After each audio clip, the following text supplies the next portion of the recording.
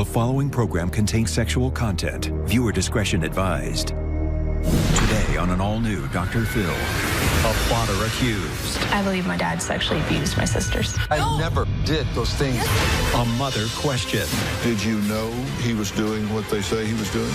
And everyone You know what you did. If you love me, you just admit it. pointing the finger. You are so sick. You are such a liar. Did you kiss me and stick your tongue in my mouth? No, I did not. You're calling me, yes or no, are you calling me a liar? I'm telling you I didn't do that. Yes or no, are you calling me a liar? If you're saying I did that, then yes.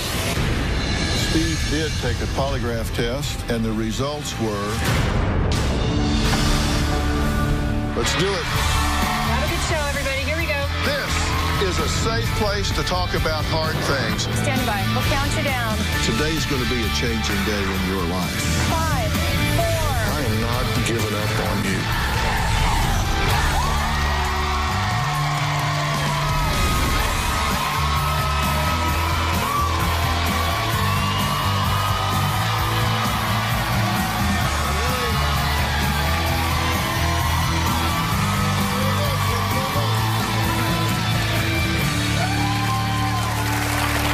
Yesterday, we met three sisters who say their lives have been destroyed by their former stepfather, Steve. They say he sexually abused them during their childhood. He was convicted, but has always denied any wrongdoing. Now, he wrote me to clear his name. And so for the first time in a decade, he and his accusers came face to face. Here's what has happened so far. My mother's ex-husband, Steve, was a sick, abusive narcissist. When Steve came into our lives, the inappropriate touching started shortly after. It would happen at night when we were watching TV and nobody else was around. Steve would start at my feet, rubbing it, and he would start working his way up my leg towards my private part. Steve would use tickling as a game, as an excuse to touch us. And I remember, kicking him and running out of the house.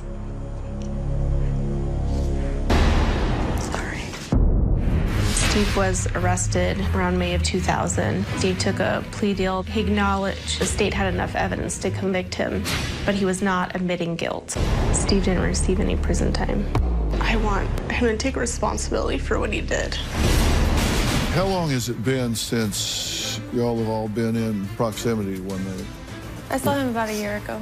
Well, Jessica and Amber's younger sister, Brittany, says she, too, was molested by Steve. The only thing about Brittany is that for almost all the time I was there, she vied for my love. You hear yourself?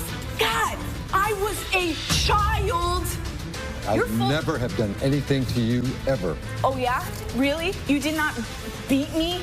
You did not say disgusting things to me? You did not tickle me? You did not press your into... No, I did never. Please. I've never molested anybody. I have evidence that these women have lied to put me in jail. There were 6 children in the house. We would watch television together, horseplay together. There were never one-on-one sessions where it was just me and them alone. All of the accusations from Jessica and Amber were derived from their mother. They need to tell the truth. And why did you lie? I didn't lie. I have your paperwork where you lied. Good for you. I didn't You made lie. things up. No, I didn't. I don't know whether you've done any, all, or part of the things that you're accused of doing, but you have the worst judgment of anybody I can imagine. You have convinced yourself that you are innocent. I truly do believe that. You're a piece of crap. Now, after 10 years, the police got involved, and in 2001, Steve was convicted of child abuse and had to register as a sex offender. Melanie was convicted of child endangerment because authorities say she knew what was going on and did nothing. Take a look. I didn't feel like I could protect my daughters. I didn't know Steve sexually molested them. I went to my mom after the first time it happened to me. I remember her yelling at me that she was going to bring Steve out and I needed to tell Steve what I told her. Steve denied that he had done anything to Jessica and said that she was simply misinterpreting what he had done. I believe Steve because he joined the church. He said he wouldn't do anything like that, and he actually called my daughter an evil seed. When I realized that my mom wasn't going to believe me, that made me feel like, what am I going to do? So I just kind of went along with it. When Amber was 16, she told me that Steve had pinned her down and was trying to kiss her. Every time I would tell my mom about the abuse, she would just deny it. My mom would say stuff like, "You're just trying to rip my marriage apart, that you're trying to ruin an innocent man's life." My mom made me feel really guilty. The court said I had intentionally and knowingly allowed my children to have sexual contact with Steve. I don't believe that I deserve the charge of child endangerment because I did not allow my kids to do anything like that. I had no idea. I do blame Steve for what happened. Steve says he's the victim of a scorned woman and her brainwashed daughters, and he also believes he is not the first man they accused. Take a look. Melanie has been falsely accusing men since the mid-'70s. In 1977, Melanie accused a church peer of sexual misconduct, and it was handled inside the church. In 1984, Melanie was having an affair with this gentleman. He wanted to break it off, so she first cried rape to get herself off of that. And then when he really finally broke it off, she planted her daughter, Jessica, into his life and had her accuse him of sexual misconduct. He was arrested and taken to trial and was acquitted. Then in 1990, Melanie said a family friend had sexually molested Amber. The police were going to move forward with charges. In December of 1990, he called Melanie, and she told him that it never happened, and it was horseplay. My case was the fourth time that Melanie has claimed some type of sexual misconduct. Melanie is a pathological liar. Okay, Melanie, thank you for being here. Yeah. You were found guilty of child endangerment. Yes. Because the finding was that you did not protect your daughters. Yes. From this man molesting them. Mm-hmm. Did you know that he was doing what they say he was doing? What happened is when Jessica was 4 years old, she got molested by a man. And she received counseling for a year and a half, and when she was done, they said she may misinterpret hugs and different things from people because she's sensitive in that area. He knew that. He's a predator. According to Steve, he says that at 15, you accuse a church peer of sexual assault. No, I didn't accuse him. It was my boyfriend. I mean, what you said started an allegation. Yeah, I told my boyfriend, though. I didn't tell anybody else. And then were you having an affair, and after your lover terminated the affair, you charged him with child molestation against Jessica? That is not true. You are so evil. I'm the one that went and told my mom what happened to me. And who made the allegation? Jessica then would have made the allegation to me, and I turned it over to CPS. All of a sudden, like a year and a half later, we were in court. Steve's point is you started this in action, and then the individual was acquitted. So that's the second time. Then 7-year-old Amber, Melanie says that your friend's husband sexually assaulted Amber, and you called the police. Amber changes her story, saying, well, it was just horseplay, and then the charges were dropped. That's not even true. What is true? I spent the night at my friend's house, and I came home and told my mom and Steve that I woke up and my friend's dad was on the sofa couch sleeping next to me. I never said he touched me. I never said anything bad happened. Then Steve and my mom made a big flipping deal about it and called the cops, and they had me go down and do a rape kit because there was some blood on my panties or something like that. I never said he did anything to me. That's my point. Not that you said anything, but that you did. I called CPS. When Jessica got molested, when she was a young little girl, I knew I couldn't ignore it. I got charged. They said I didn't. They said I intentionally and knowingly allowed my children to have sexual contact with him. Okay. I got charged. I'm pregnant with my 6th child, signing in for probation. I've never even had a traffic ticket. And this guy is as narcissistic as he gets. But you did start the ball rolling. We both did, huh? You called the police. When Amber was 12, another sexual assault by a family member, and then Amber changed her story to say it was blackmail for not helping with housework and there were no charges. I don't know anything about that. I've got the police report here for the 7-year-old, and I've got the 12-year-old claiming that a family member had assaulted you. We've got 1, 2, 3, 4, 5 of these. That's what you call a pattern. That's 5 of them, including you at the end. You're the 5th, yes, well, 5th and 6th.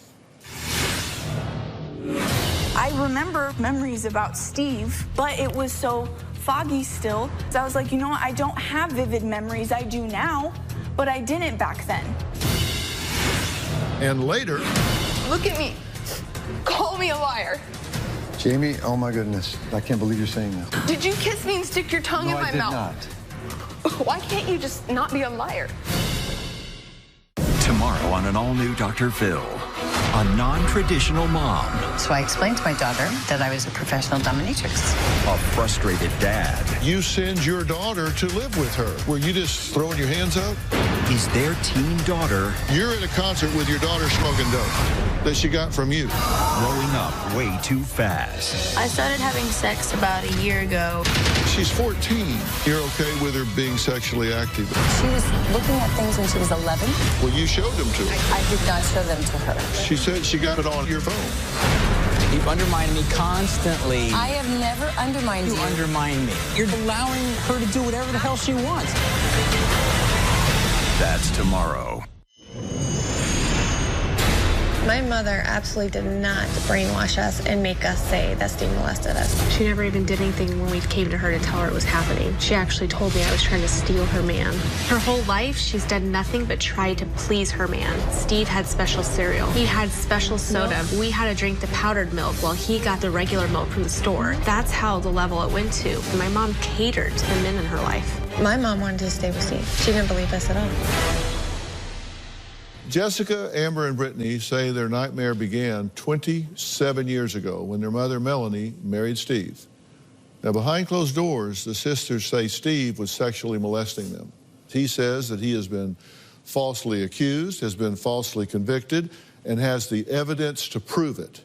Now, in Amber's court testimony regarding past allegations, you said, my sister Jessica, she was too young to actually make allegations, but I guess my biological father's friend had done something to her at a really young age, and my sister Brittany had made allegations about some other boy, or originally we thought she was saying Steve, and then ended up telling us later that it was some boy in middle school. See, that just reading from the court documents. That I have no idea. I do remember talking to her about Steve, but I don't know about that part. Honestly, as a child, we all probably said a lot of stuff that was like a cry for help in so many ways because we were raised in such an abusive, dysfunctional environment.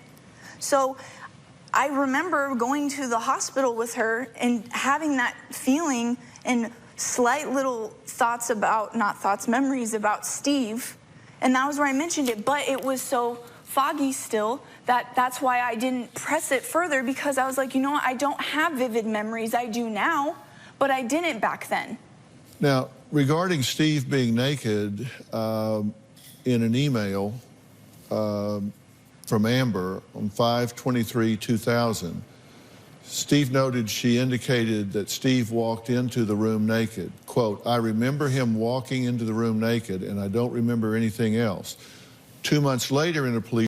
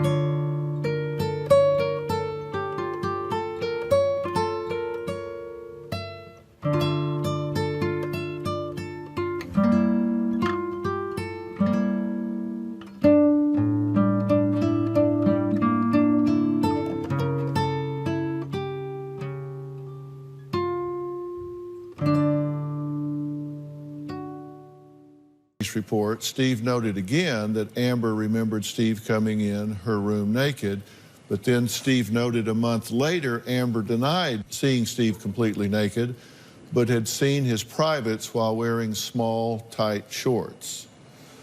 So the point is that you said naked, naked, not naked, and you see that as inconsistency. Yes, sir. Correct? What do you remember? I remember one night him coming into the room, and I may have said I don't know if he was naked. I don't really remember what happened. Like I said, some things are very, very vivid, and other things are kind of foggy. And I remember him coming in the room, and then I don't really remember what happened. And later, my brother wrote in a journal, he remembers Steve coming into our room, my room, and getting me and taking me somewhere. Well, you understand those are powerful words, because you said twice that he came in naked, and then in a police report said, well, he wasn't naked, he had on tight shorts and exposed himself. And There's those are many different throughout the years of things that he did. Well, but these were all talking about the same thing. And you're a child. I get it, but you understand to a finder of fact, that's important. Somebody walking in naked versus having shorts on is a distinct difference. That's your point. She was 16 when she made that statement. That's your point. Yes, sir. Naked, naked, not naked. Yes, it's sir. either naked or you're not. Which was it? Do you remember? Like I said, I don't remember specifically. I just remember the image of him coming in the room when it was dark, and I probably said, I think he was naked. Because in fairness, I'm covering your points here. You're saying a pattern of false allegations. I've covered 1, 2, 3, 4, 5, 6, and 7 with you. Inconsistencies in the police reports. First, they're thinking they're talking about you. It turns out to be some boy at school. Then we get into whether you're coming in the room naked or not. Those are inconsistencies, no doubt about it. That's what you're pointing to. Yes, sir. Among other things. Among other things. Coming up, Steve hasn't seen the daughter he had with Melanie in 3 years. What does she think about her half-sister's accusations towards her father? Well, I'm going to ask her when we come back.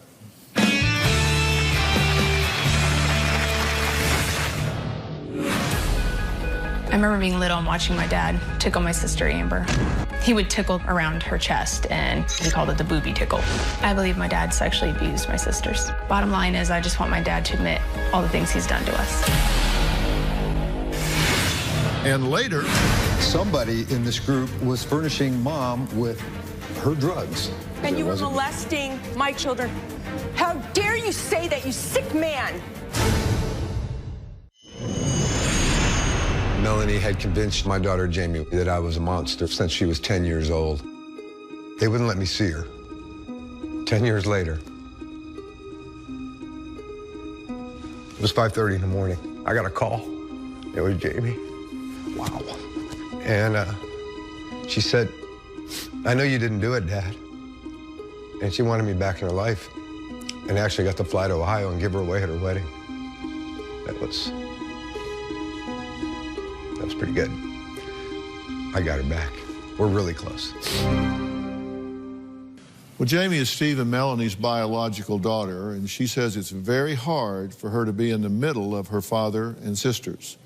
She went 14 years without speaking to her dad. So how does she feel about all of this now? Take a look.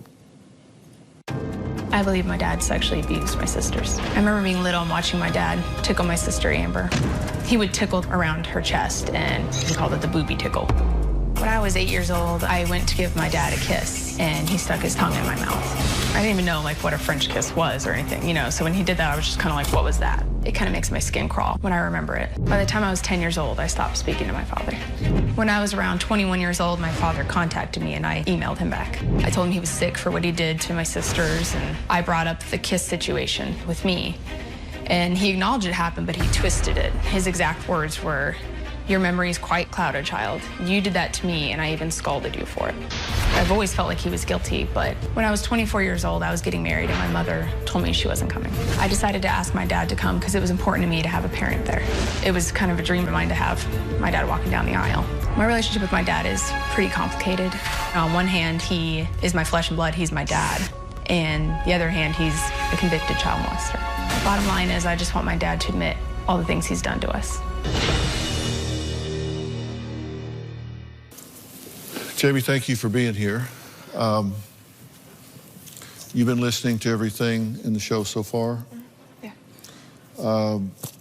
Let me give you first an opportunity to react to anything you've seen or heard. First of all, I never called you and said thought that I didn't think you didn't do it. That's a lie. You told me... No, I didn't. Palm reader told Stop. you that. You know what you did.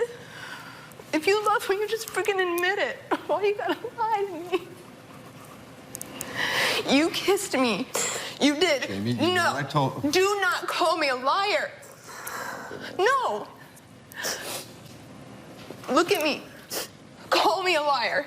You know I dare you to call me a liar. Did you tell me that you know I didn't do it on the telephone? No, I did not. You're Jamie, a liar. leave. You call me a liar again. I swear to God. I'm not a liar. You are. You told me you know I didn't do it. Not. You were told I did not do it. That's when you called me. Jamie, oh my goodness. I can't believe you're saying this. Whatever. Did you kiss me and stick your tongue in my mouth? I did not. You're calling me, yes or no, are you calling me a liar? I'm telling you I didn't do that. Yes or no, are you calling me a liar? If you're saying I did that, then yes. So I'm a liar. Thank you. Did you tell me that? No, I didn't. I told you. That's a lie too. You told me on the telephone. That you were talking to a fortune teller, and they told you that never happened. And that's why you decided to contact me. You called me at 5:30 in the morning. When I was married to the... I never said that. Wow. Oh, my goodness. You broke me. You did.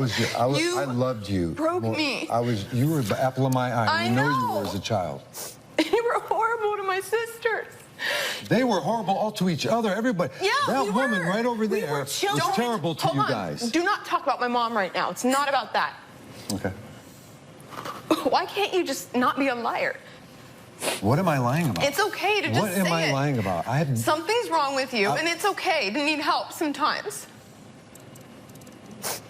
I'm not saying I was a perfect father, but I never did those things that they're saying I did. So wait, how could you guys not have never seen it with a house full of children? Let me speak. You've been out here a lot longer than I have. It's my turn. All right. If you can stick your tongue in your 8-year-old daughter's mouth when she kisses you, how can you not molest your stepdaughters? I'm your flesh and blood. That's freaking nasty. No, I would never do that to you. No, I don't know because you did do it. No, I did not. Yes, you did. Okay, I'm done. Be done, because you know I'm right. No. I'm sure it's hard to admit that you got problems.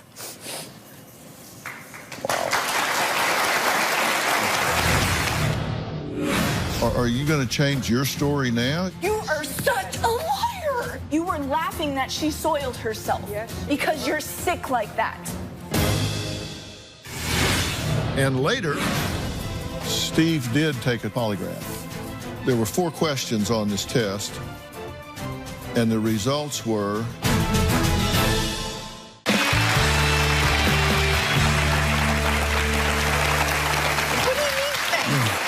For not telling the truth. I am telling the truth. You beat the crap out of all of us, not me as much. Crap. I got spanked. Once. You treated me 1,000 times better than them. You made us line up one time when I was 5, so I remember this. Beating the crap out of Jessica. She crawled underneath that picnic table that you built. And you grabbed her by her ankles and drug. We had to line up and watch. If we didn't, don't look at me like that. You know it's true. No, she beat the children. She never did it. Really? She never got in cat fights. That I had to separate them. Why do you keep talking about her? Because she is the one that did it. I'm not. I didn't. I never beat anybody. Steve. Let's talk to me for a minute. You've acknowledged in talking to us that you were militaristic in the home, that you were too harsh with the children. Yes, sir. you've got 1, 2, 3, 4, 5 people here that are saying that you did what you told us you did. Are you going to change your story now? I mean, you were very candid with us. I didn't pull people from underneath benches beating them. You are such a liar! You did, Stephen. It's just ridiculous. We're just sitting up here listening to him just spew lies. Steve, I'm telling you the truth. I remember it happening. And then you were laughing that she soiled herself. Yes, because you're sick like that. And now you want to come up here and pretend that you didn't do those things. That's cool. Would you agree that you had a dysfunctional role in this family? I believe the whole entire house is dysfunctional. Yeah, I know, and I'll go down the line here in a minute. I'm just asking you. I'll ask them in a minute because I think this whole thing is hugely dysfunctional. I'm just asking you. Yeah, all the way to the point to where I would come home from work, and if her door was shut in her bedroom, everybody in the household knew, do not, upon pain of death, even knock on her door, do not answer the door. If the doorbell rings, do not answer. If the telephone rings, do not answer. So I'd come home from work, I'd see that door shut, I'd come out and play Chutes and Ladders with the kids, and I'd play games until she had her fill in the bedroom by herself, whatever Mom was doing. And somebody in this group was furnishing Mom with her drugs. Her pills and her marijuana while she was a member of the church, and everybody knows who it was. And you were molesting my children when we got married in the Mormon temple. How dare you say that, you sick man? You are so sick. Yep. Yes, you are. Thank you to admit it. You know what? We all understand that my mom had some problems in the past that she's been working on. And that was exactly why you were able to marry her in the first place, was because you saw that you could do that to her and that she would be your next victim. And it would be so easy because... No, I saw it because I had a son that needed a mom, and her kids were always, hair was combed perfect and looked good, and I needed a mother for my son, and that's how we became the Brady Bunch. Let me ask a couple of questions on Steve's behalf, because you're the worst advocate for yourself, I believe, I've ever seen. One of the reasons that he is upset, and I think anyone would be, is he goes to trial and gets a sentence and a registered sex offender for life, and sometime thereafter you recant your testimony. So I got to tell you, if I've been down there and been convicted, sentenced, and put on the registry or whatever the crime, and then the victim recants and says, it didn't happen, I lied, it didn't happen. I think I would be pretty upset about that. And you did recant. Yes, I did. Correct? Yep. You said, I believe that Steve, in fact, never sexually abused me or my sister, Amber. I don't remember everything that I said. But Right? yes, I have it right here. Yeah. It's a transcript from the court testimony. That our mother, beginning at a young age, routinely and regularly implanted in my siblings and I an unfounded belief that we were victims of sexual abuse. We made the accusations under pressure from our mother to support her in the divorce. And you got to remember, Steve, how often did you coach me into saying stuff about the video, getting together, your mom was filming me? Yes. You did. I am not making this up. I have to still be a part of your family. They found out that I'm on the show. They're harassing my daughters. Yep. She's sending me screenshots of why they have to keep my kids involved in this. It's like, gotta stop. Your kids have nothing to do with this. Oh, they do. I've never spoken to your children. I stay away. So what has Steve admitted to doing? I've talked about the things that he says exonerate him, that call into question his convictions here. We're going to talk about what he admits to next. Plus, Jamie, things you don't do. But even when they're young, there's still certain places you don't go. But as the person gets older, you still have tickle fights and stuff. That's something you said to the police. And when you were talking to our producer, you said, I come from a tickle monster family style of fun, pre-computer era. So oftentimes it was 6-on-1, and on more than one occasion, people were touched, kicked, or poked inadvertently. So you're saying there may have been contact even in an inappropriate area, but inadvertently. Even with me, correct. Yeah. Yes. We're going to take a break, and when we come back, Steve did take a polygraph. He took a polygraph test, and I have the results in this envelope. I haven't looked at it, but you don't want to miss it. I think I know what it says, and I think I know why, but we'll find out in just a minute.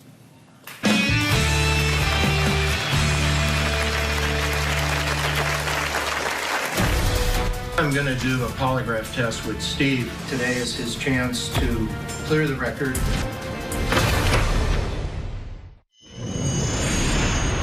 Today I'm going to do a polygraph test with Steve. He was deemed a registered sex offender, and today is his chance to clear the record if he passes this test.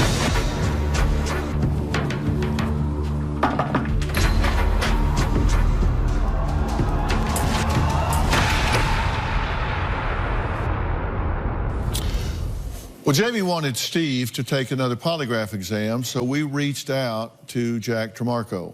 In my opinion, he is the top polygraph examiner on the globe. He's a former FBI special agent and FBI polygraph examiner. Now, Jack has conducted over 3,500 polygraph examinations. Let me ask you, you met Jack Tremarco. Were you comfortable with him? Yes, sir, I was. Did you feel like you were treated fairly by him? I was. Were you hurried in any way? Were you pressured by him in any fashion, or did he take his time with you and explain everything? He took his time. Yeah, it was about 3 hours. So you have no complaints about the test? I do not. Okay. Jack, was there anything that you detected that caused you to question the results of this test? No, it was an average test. Steve was a cooperative person. All right, and you didn't detect any countermeasures? No countermeasures. Attempts to beat the test in any way? No. There were 4 questions on this test. Question 1, did you ever touch Amber for a sexual reason? And your answer was? No. Did you ever touch Amber for a sexual reason when she was a child? No. Did you ever touch Jessica for a sexual reason? No. Did you ever touch Jessica for a sexual reason when she was a child? No. And the results were non-deceptive, that you were telling the truth. I knew it.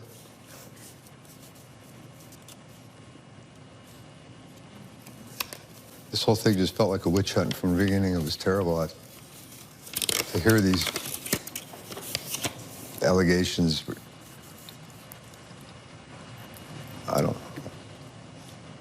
it's sad. What do you think about these results? I don't care what it says. I know what he did to me, and I'm not making it up. I understand. What do you think? I think he believes his lies so much that he's able to deceive the test. Exactly. Yeah, I'm going to explain. I said before I looked in here that I felt like I knew what this was going to say, and that I felt like I know why. And when we come back, I'm going to explain exactly what I meant, and I think it's going to make a lot of sense to everybody. We'll be right back.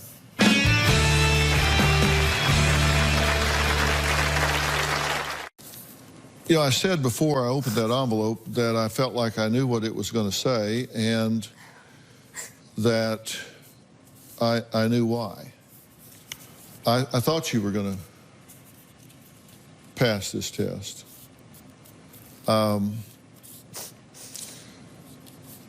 This test measures what you perceive to be the truth. Correct, Jack? Exactly right.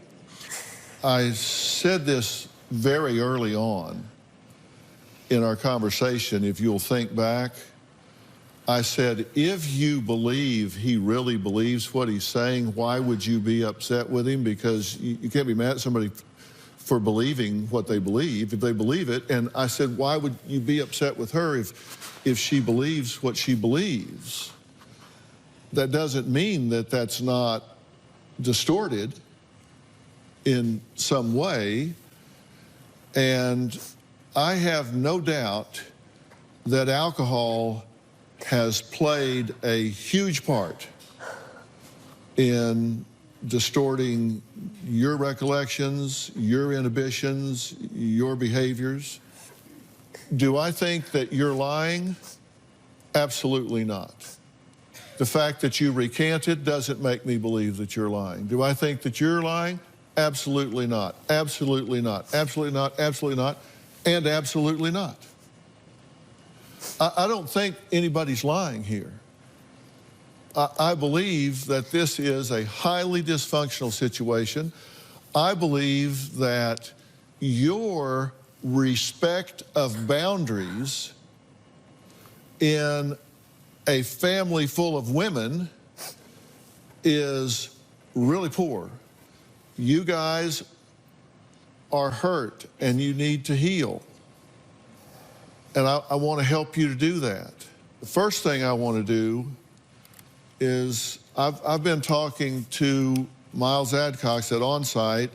They put together really custom, intense, therapeutic workshops for people that have suffered trauma and have lost their way and emotionally are really disoriented.